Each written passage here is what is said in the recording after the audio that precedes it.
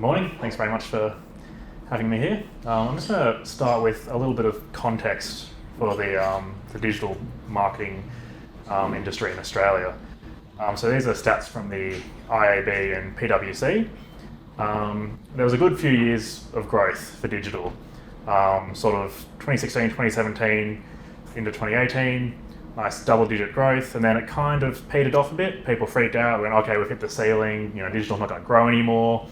And then of course there was the odd years, and it shot right up, 35% growth, up to nearly 13 million across the country. And it's across all sort of dimensions. We've got search growing, displays growing, even the classifieds are growing, so the realestate.com and Cars Guide and everything, all that investment is growing significantly. A lot was sort of, moved from traditional outdoor, and some may go back. But overall, digital is a huge part of advertising in Australia now. But there are some, for us as an agency, this is great. But for some of our clients, maybe not so much. Because the digital market's really matured. It's no longer this new and exciting sort of frontier that we don't quite understand. We all sort of know what we're doing, all of this investment's in there, there's some very knowledgeable players. And our ability to get quick and easy gains is really compromised by that. We can't just sort of, if you've been running a campaign or activity for more than a few years, your campaign's matured, your competitors have matured, and there's only more and more companies and competitors joining the fray. So we're sort of running out of steam in acquisition campaigns. Our sort of roads are closing a little bit in terms of what we can do to really make a big jump for our businesses. So, what happens now? This is where we bring in CRO. So you've listened to Peter's advice, you've built a great website, all the tech works, Google looks at it and says, great, we're willing to rank it. And then this is basically your next step. So conversion rate optimization, CRO, is increasing your conversion rate by improving key elements of your website. This might be site-wide, it might be individual pages, but basically what we're looking at is a conversion as any desirable action performed by a user on your website. So, hopefully you've made your website with an intent of people doing something, whether it's a purchase, whether it's a call, filling out a form. It can be a button click, time on page. If you have a softer metric, maybe you're there for awareness. But conversion rate is basically the total conversions divided by the total visits. So this is basically a percentage that shows of all the people who come to your site, who's performing this action. So it'd be like the amount of people coming into a shop, how many of those people actually make a purchase. But why is it so effective? Why is it such an integral part of what you need to be doing with your website? It's not limited to a specific channel. So rather than putting your money into paid search or your money into EDMs, an improvement to conversion rate means an improvement across all of your marketing effort. So a rising tide raises all ships. It's very iterative. So you build on, each time you do it, you'll build on your past learnings, and hopefully you'll see cumulative improvements. And it's got a very large effect. So like we were saying before, if you've been running quite mature campaigns, there's not many spaces that you can see to make a big jump in improvement. CRO can allow for a very large improvement even on your already matured and efficient marketing efforts. So is your conversion rate 100%? Does everyone who come to your website actually do what you want them to do? If not, then there's probably gains that you can make. No matter how well designed a website is, your user behavior is what you need to look at changing. So ideally, you're going to have the below. You've got your website that's live, Google's ranked it, traffic's coming to it. You've got editable pages and some web dev resource, and you've got your measurable conversion actions. So you know that what you're actually doing is counting. You've got our fantastic methodology.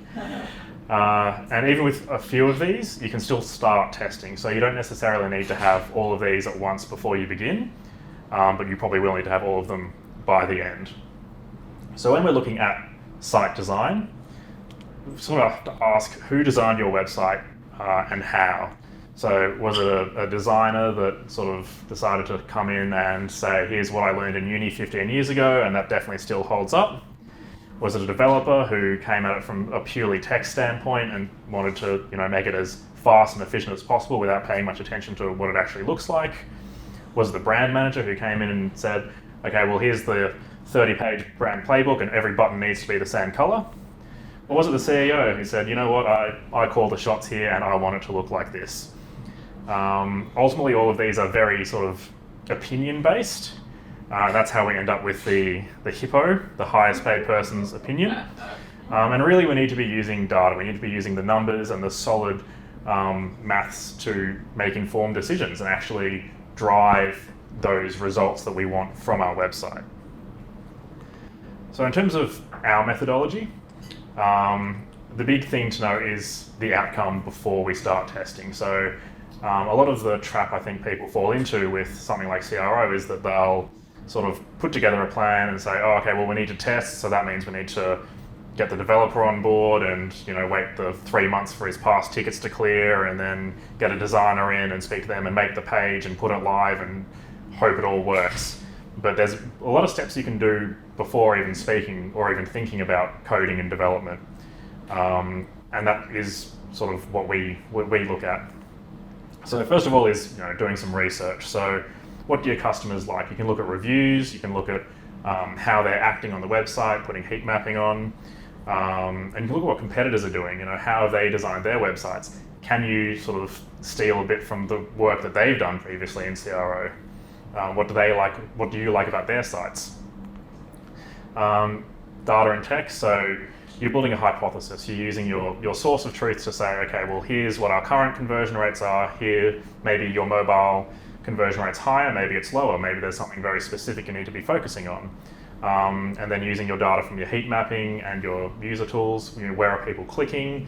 What are people scrolling? Are they all dropping off at a certain point in your sales funnel? And then design. So rather than sitting down and coding it all out, make an image. Sit down with a designer and say, cool, we just want a nice JPEG showing what our new page is going to look like. And then take it out to surveys. So there's a number of survey platforms available online where you can sort of send these two images out, one of your existing page, one of your new page, and say, what do you prefer? What do you remember? There's sort of 5-second recollection tests. Are people remembering the things you want them to remember? What did they like between the two pages? And then from there, you can build and test. So hopefully your new page has passed the sort of agnostic preference test. If not, go back up to your data and tech and look at your reviews and try and work out what didn't work for people.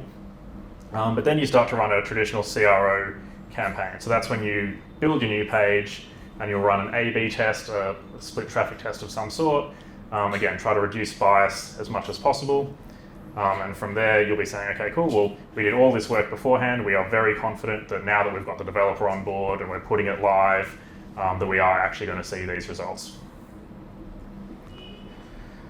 So a little case study that we've got here for National Training, one of our clients. Some of the tactics we used to improve on their original page was a sticky sidebar nav. So people often were scrolling all over the place to try and find out where they wanted to go. So we implemented a feature that stayed with them as they went down the page. Understanding correct USPs, something really interesting that we almost always see with heat mapping is that people will be trying to click on the unique selling points that are way down the page and ignoring the things that we think are really important. And so that tells us what the customers actually want or want to find out about.